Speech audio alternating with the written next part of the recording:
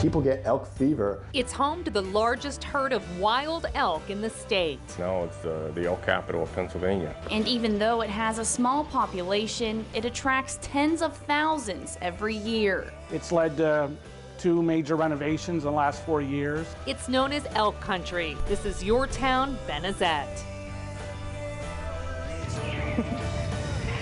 Good afternoon, and thanks for joining us. We are live from Benezette, Elk County. I'm Jen Johnson along with Bridget McClure, and we're really happy to be here on such a beautiful day. You know, we're doing it again all summer long. We're going to be showcasing 10 different communities across the region, featuring the people, the businesses, and history that really make these towns unique. For a third year, 6 News is traveling all over the viewing area to celebrate your town. And today we're in the elk capital of Pennsylvania, also known as Benezette, and we're live from the Elk Country Visitor Center. Yeah, Bridget and I had a chance to go inside. It is really something to see. We highly encourage you to take the time when you have it and come up here and see the beautiful landscape and hopefully get a glimpse at one of these majestic animals. We have not seen one yet. We're hoping that we do. We know we won't probably have an elk sighting here, but maybe when we're on the road we'll see something. We are located atop Winslow Hill. The Visitor Center is actually a wildlife conservation and education facility. We're going to have a lot more about that, so much more about Benezette in the broadcast. But first, we'd like to start with a history in brief. Carved out of some of north central Pennsylvania's most rugged countryside is what's known as Elk Country. And in the center of it all, a little community called Benezette.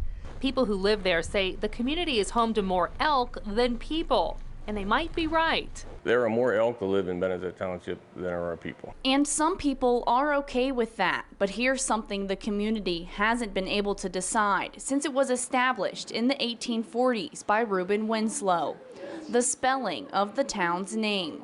So, if you're in the area, why do you see some signs and businesses spelling Benezette with an E at the end and others without? There's always been a contention, you know, how it's spelt. Well, Reuben Winslow spelt Benezette with an E on the end, but a lot of people leave the E off, so it's an interesting topic, you know. So, what's the correct spelling? Well, the jury's still out. I use the E on it. But it's been, you know, some people get mad at you for putting the E on. But it's not all what's in the name. Benezette goes back about 175 years. It was a lot busier then, known for its farming and lumber. It was mostly farming, little farms, and people came here to get land. It was, they would come here in homestead, you know, to get land, and then of course it turned into lumbering. It soon became a lumbering capital. But while the population in the area has decreased dramatically, today tens of thousands still visit Benezette.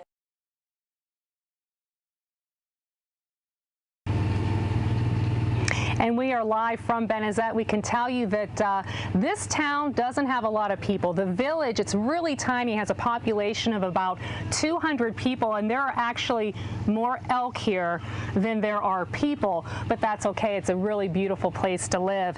It's no secret that if you do come to Elk County, you're probably at some point going to see an elk, and in Benezette, there's a really great place to go and learn more about these animals. That's actually where we're broadcasting live from right now. It's called the Elk Country Visitor Center.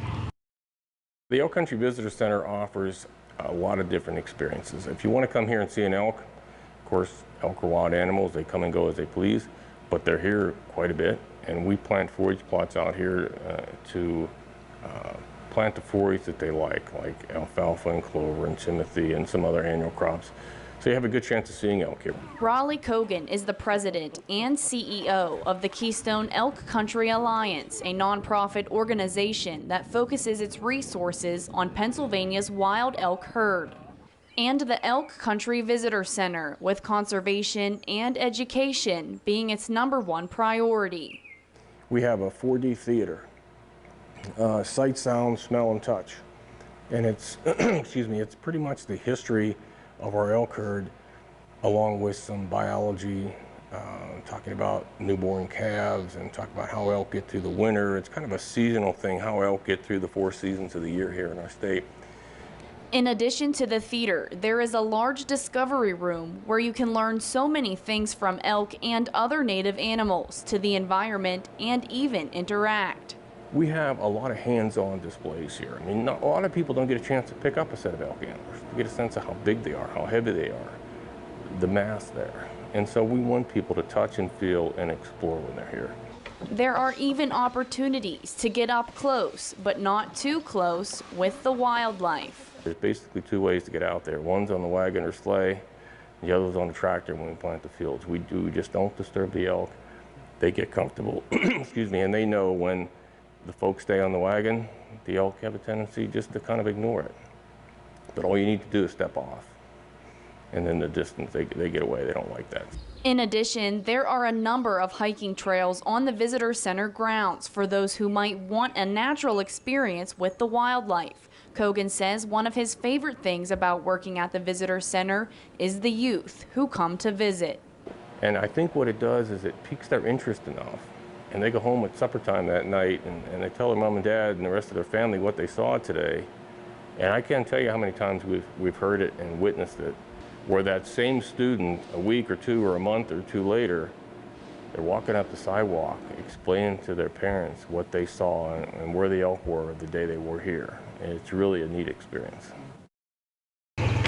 And what's really cool about what they do, they'll even Skype with locals or school districts that are scattered throughout the state, even the country, for those students who cannot come here physically, and teach them everything they need to know about elk. The Elk Country Visitor Center is open 7 days a week here, 8 a.m. to 8 p.m. through October, and then those hours change with the season. Right now we have Jason Wagner here with us. He's a wildlife conservation officer with the Game Commission. Jason, we want to start out. Tell us about the herd here. There's a few hundred? Yes, really we believe that the statewide population is somewhere around 1,000 animals. Somewhere above that is really what we believe. But this area where we're standing in Benezette is home to about 250 of those animals. Now, when you talk about a herd of elk, do they travel around by the entire herd or in groups, or how do they get around the landscape? No, we don't have 1,000 elk walking together, and here we don't have 250 all walking together. They break up into family groups. This time of the year, the bull elk are all clustered into groups, strictly bull animals together. The females are all together as well, and right now we're just past the peak of calving season, and the calves will start to join up into nursery groups, and you'll see calves and cows together this time of the year. So the elk are in groups. When would you say is the best time to see them? Well, any given day of the year you can expect to see an elk. Now here in the parking lot we're probably not going to see one, but prime time to see elk is going to be first thing in the morning and then again in the evening. Elk aren't all that different than you and I. When it gets really hot out, we don't like to stand out in the sun, neither do the elk. So they're heading into the woods, cooling down. Morning and evenings are really the times to see them. Now I understand that this is a very small village. You only got a couple hundred people here, but during the peak season on weekends, we're talking September, October, thousands of people come here. Talk about that. It's really quite something to see. There's a ton of people that show up, and everybody that comes really is they're happy to see elk. And when you're happy to see elk, and especially if it's the very first time you've ever seen one, it can be extremely exciting. And people sometimes will kind of forget where they're at and their etiquette. So there is elk watching etiquette. Absolutely. Can you teach us this etiquette? Yeah, well really the couple keys to remember, even though that we're in an area where there's just a ton of public ground, there's also a lot of private property, so be mindful of where you're at. The roads that are around here, you're not on a safari, so they are publicly traveled roads, and people need to get to and from where they're going. So don't park your car in the middle of the road. If you're pulling off the road, make sure that you're parked in an appropriate area, and be mindful at all times that these are wild animals. They're very habituated to humans. They see tens of thousands of people every year, so they're not as afraid as some elk should be in the wild, but that doesn't mean you can push those boundaries and get too close. And one of the things we want to add real quickly is you're going to see more than elk when you come here. Talk about the other wildlife here. We are blessed to have just an abundance of different species of wildlife here, especially on the game lands, which we're very close to. We manage for a variety of different species. You can see deer and elk, turkey, bear. We also have a number of songbirds and There's some raptors and some other species on the game lands that you're not going to see in most other parts of Pennsylvania. Even some threatened species can be found right here in Elk Country. Very fascinating. Jason Wagner with the Pennsylvania Game Commission. Thank you so much. You're very welcome. Stick around. We'd like to talk to you some more. But before we go, we want to remind you we're going to have much more from your town, Benezette, but you can also right now take part in choosing one of the towns we feature as part of our summer series. The Your Town Viewers Choice broadcast is set for Friday, July 29th. We need a location, we need a place to go, and you can help us pick one. Here's the choices: Alum Bank, Emporium, Williamsburg, and Curwensville. Here's how you can vote. Log on to WJAC-TV.com, hover over the station tab, and then click on the Your Town link. The voting closes June the 23rd. We're going to reveal which town is selected during our Your Town broadcast on June 24th. Well, right up after the break, we're going to tell you about a very special group taking a snap out of Elk Country.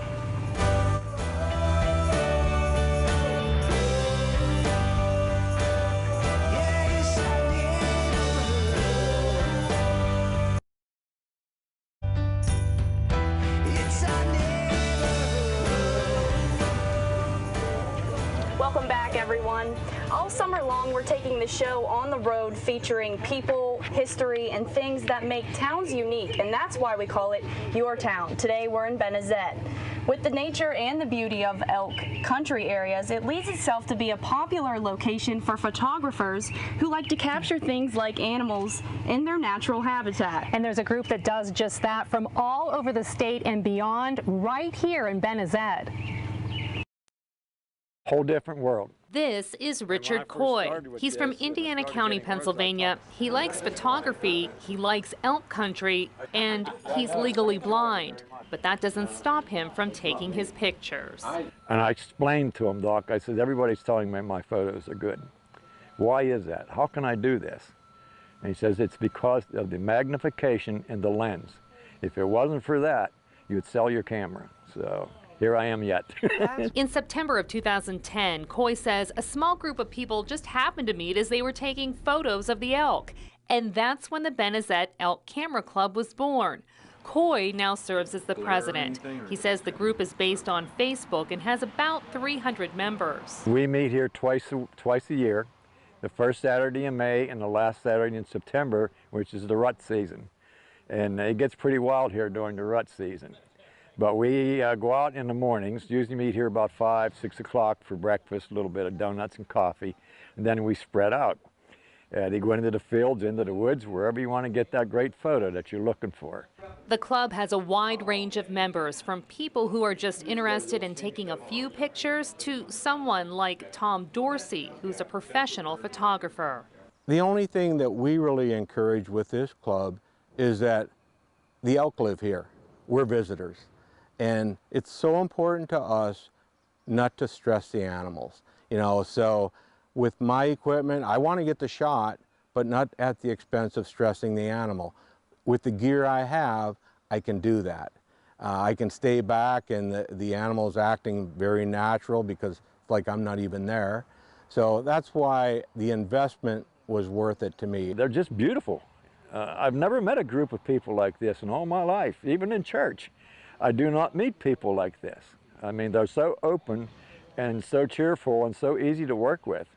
The people Coy is talking about is a dynamic group. The club's members are from all over Pennsylvania, even some as far away as Ohio and New York State.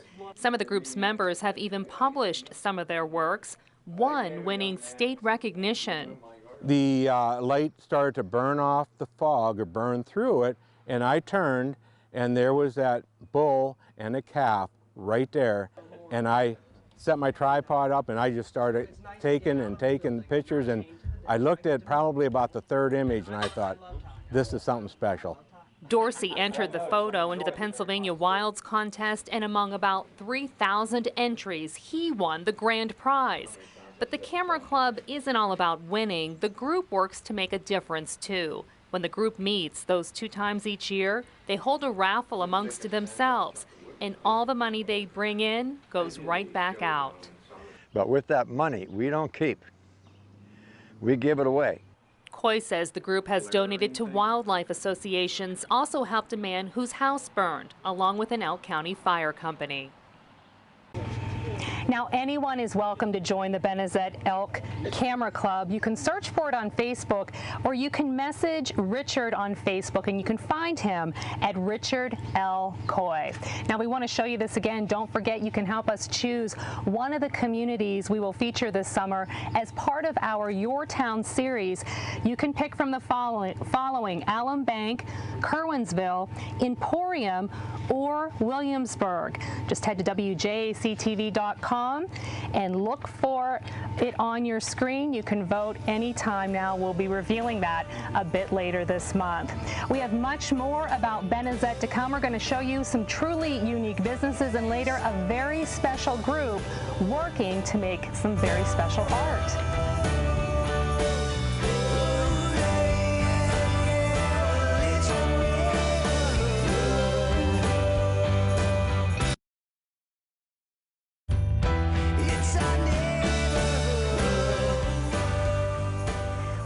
The Elk Country Visitor Center in Benezette. It's our first stop this summer in our Your Town series featuring people, things, and history of unique places.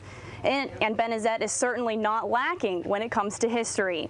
And this is a historic township landmark. This is what locals call the Old Benezette School. The original building was built in the 1860s and was made entirely of wood but burned to the ground. It was replaced in 1905 with the building that's still standing today. And they put this very fancy building up in 1905, which had 4 rooms.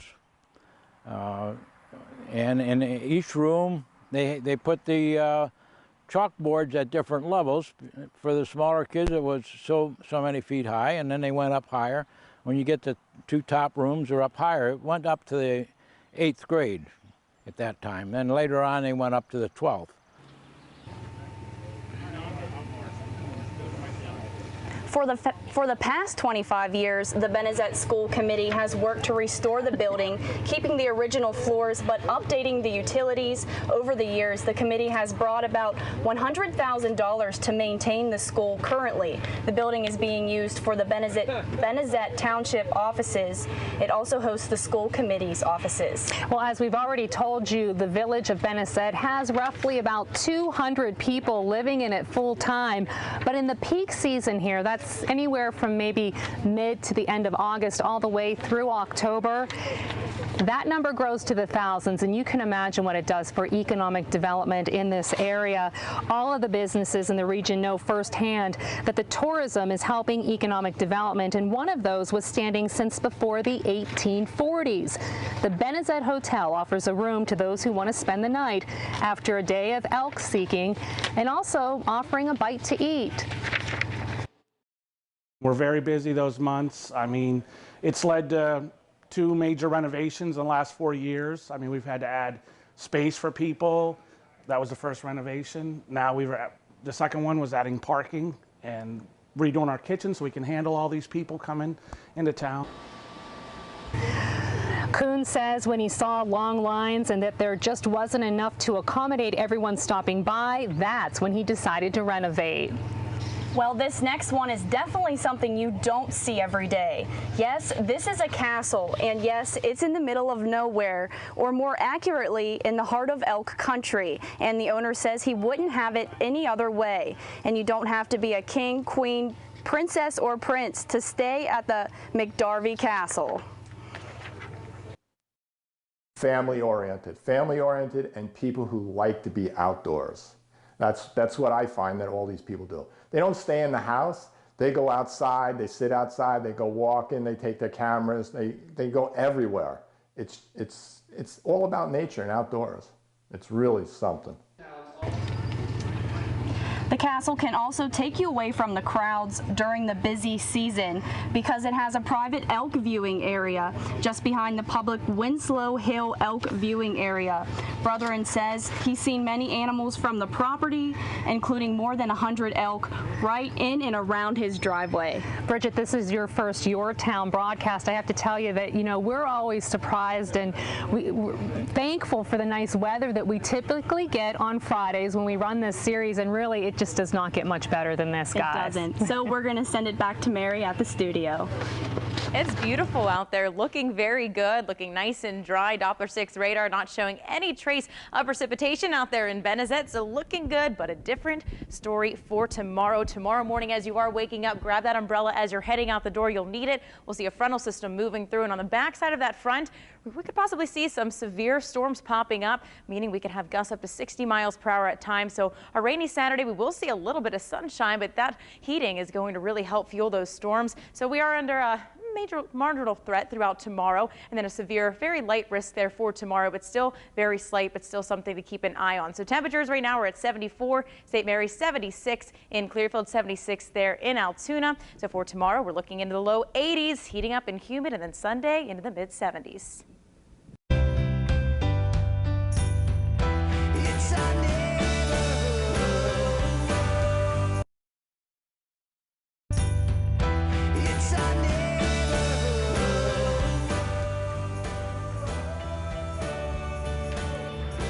Well, it is truly beautiful countryside here in Elk County, and today we're live from Benezette.